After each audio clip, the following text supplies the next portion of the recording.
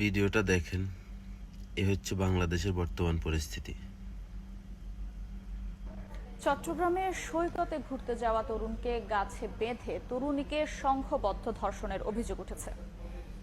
এছাড়া ঠাকুরগাঁও, ফরিদপুর, পটুয়াখালী ও মুন্সিগঞ্জে শিশু ধর্ষণের অভিযোগে আটক করা হয়েছে স্কুল শিক্ষক, বৃদ্ধ ও কিশোর সহ 4 জনকে।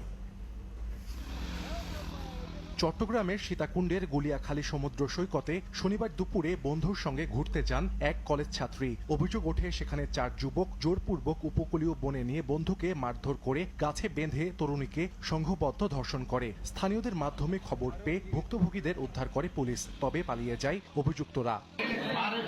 এদিকে ঠাকুরগাঁওয়ে 5ম শ্রেণীর এক শিক্ষার্থীকে ধর্ষণের অভিযোগ শিক্ষকের বিরুদ্ধে। পরিবার জানায়, স্কুলের একটি কক্ষে প্রাইভেট পড়ানোর সময় শিশুটিকে পাশবিক নির্যাতন করে পালিয়ে যায় সহকারী শিক্ষক মোজাম্মেল হক মানিক।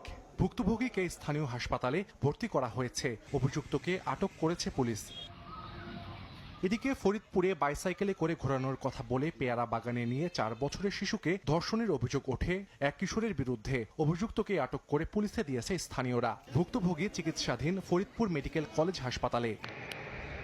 এছাড়া বড়ই দেওয়ার কথা বলে বাড়ির ছাদে নিয়ে শিশুকে পাশবিক নির্যাতনের অভিযোগে পটুয়াখালীতে এহসান মৃধা নামে এক বৃদ্ধকে গ্রেফতার করা হয়েছে। খাবার ও বেলুন কিনে দেওয়ার প্রলোভন দেখিয়ে 2 শিশুকে ধর্ষণের অভিযোগে মুন্সিগঞ্জেও গ্রেফতার করা হয়েছে এক বৃদ্ধকে।